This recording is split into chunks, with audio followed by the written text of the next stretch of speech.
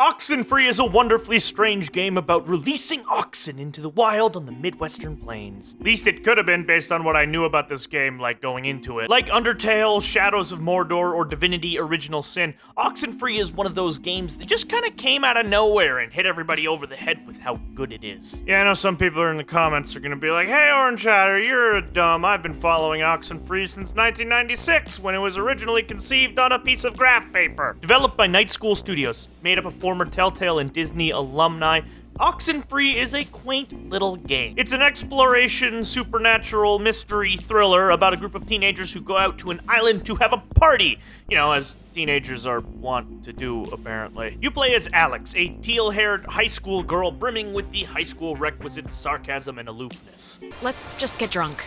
It's supposed to be a party, right? It isn't long before things begin going horribly wrong and everyone's accosted by all sorts of spooky ghost monsters. And thus your adventure begins exploring the island, finding your friends, and trying to figure out what exactly the hell is going on. We are an island race, and through all our times, the sea has ruled our breaks.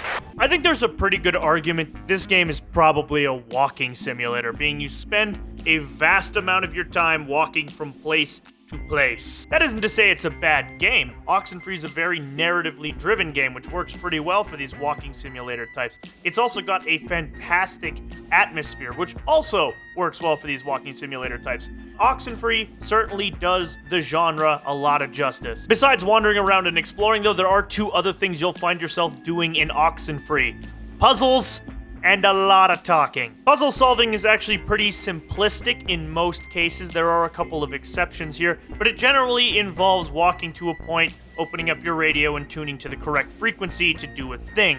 There's a couple of exceptions to this rule scattered throughout the game, but they are sadly a little bit few and far between for my taste.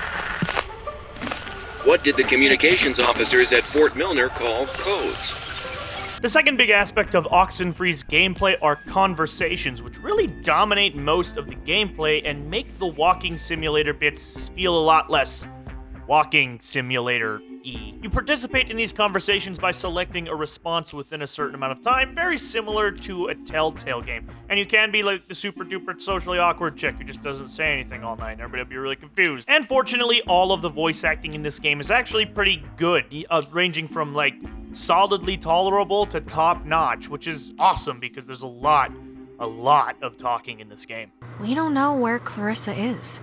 I'm not saying literally do that, I'm just... There's other things we can do. But there isn't. These conversations serve both to kind of entertain the player and to reinforce the relationships between all of the characters. Based on what you say, these relationships can change, and you can spend the entire night pissing off everybody you know. Wanna borrow some sugar?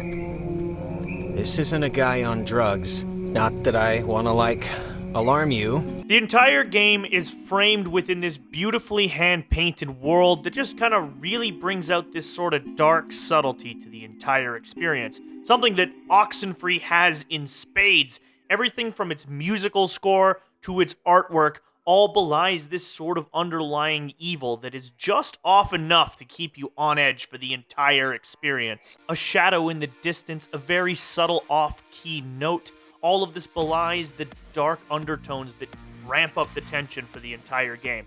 I don't know if I'd call Oxenfree a straight-up horror game, but it certainly has an atmosphere that can suffocate you if you're not careful, and it had me on edge more than once. There's about 4 hours of gameplay in any given playthrough, with a little bit of extra if you decide to go over all the notes and papers and anomalies hidden around the island. But there is also a new Game Plus mode that changes some story elements, as well as an ARG that actually exists outside the game that is still kind of ongoing, which is really cool. All in all, Oxenfree is a really solid little experience, a fun little game with a really interesting story. People who love mysteries or narratives or just kind of really spooky, tense, atmospheric games will really adore Oxenfree. If you're looking for action, adventure, craziness, then it's probably not the game for you. And I am definitely not just recommending this game so that you guys can play it and someone can explain to me, what the hell happened? Oh hey, it's an end card narration. That's always fun. Hey guys, I don't know if you guys prefer these or prefer the silent end cards, whatever. I hope you enjoyed this video on Oxenfree. It's a game that I kind of stumbled into and actually found myself quite enjoying. But thank you very much for watching. If you enjoyed this video, please do like and subscribe if you can click on if you really want. But thank you very much again for watching this video on Oxenfree, and you all have a great one.